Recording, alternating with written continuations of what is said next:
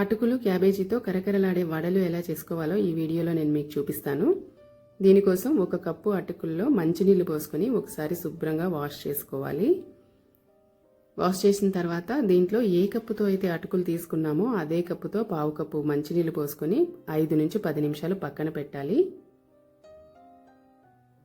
10 నిమిషాల తర్వాత దీంట్లో ఏ కప్పుతో అయితే అటుకులు తీసుకున్నామో అదే కప్పుతో సగం కప్పు సన్నగా తరిగిన క్యాబేజీ తురుము, 1 మీడియం సైజు ఆనియన్ ముక్కలు, 4 పచ్చిమిర్చి ముక్కలు, 2 నుంచి 3 స్పూన్ల అల్లం ముక్కలు, సన్నగా తరిగిన కొత్తిమీర, కరివేపాకు, 1 స్పూను జీలకర్ర, ఈ పిండికి సరిపోయేలాగా సాల్ట్, అలాగే బైండింగ్ కోసము 2 నుంచి 3 స్పూన్ల బియ్యం పిండి వేసుకుని నీళ్లు పోయకుండా దీన్ని బాగా మెత్తగా కలుపుకోవాలి.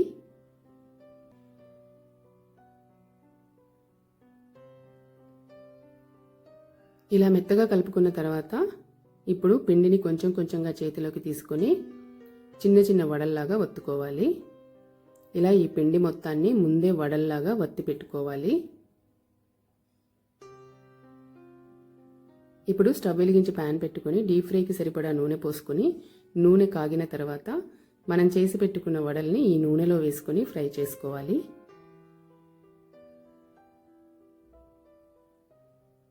మధ్య మధ్యలో రెండో వైపుకి టర్న్ చేసుకుంటూ రెండు వైపులా కూడా గోల్డెన్ బ్రౌన్ కలర్ వచ్చే వరకు ఫ్రై చేసుకోవాలి. వీటిని ఫ్రై చేసేటప్పుడు స్టవ్ని మీడియం ఫ్లేమ్లో మాత్రమే పెట్టుకోవాలి. అలా చేస్తే వడ అనేది లోపలి వరకు కూడా బాగా ఫ్రై అవుతుంది, తినేటప్పుడు క్రంచీగా ఉంటుంది. అలా మనం చేసి పెట్టుకున్న వడలన్నిటినీ కూడా నూనెలో వేసుకొని ఫ్రై చేసుకోవాలి. వీటిని evening time tea time snack లాగా సర్వ్ చేసుకుంటే బాగుంటుంది. మనం ట్రావెలింగ్ చేసేటప్పుడు జర్నీలో కూడా వీటిని తీసుకెళ్ళచ్చు. అలాగే ఆఫీస్కి వెళ్ళేటప్పుడు కూడా స్నాక్స్ లాగా తీసుకెళ్ళచ్చు. పిల్లలకి కూడా స్నాక్స్ లాగా ప్యాక్ చేసి పెట్టచ్చు.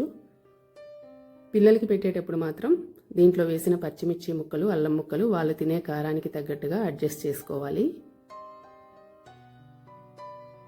మన ఇంటికి ఎవరైనా గెస్ట్లు వచ్చినప్పుడు కూడా ఈజీగా 15 మినిట్స్లో వీటిని చేసి పెట్టచ్చు. వీటిని తినడానికి మళ్ళీ సాస్ కానీ లేదా చట్నీ కానీ అవసరం లేదు. పచ్చిమిర్చి ముక్కలు, అల్లం ముక్కలు వేసాం కాబట్టి స్పైసీగానే ఉంటాయి. యాజ్ ఇట్ ఈజ్ అలాగే తినేయచ్చు.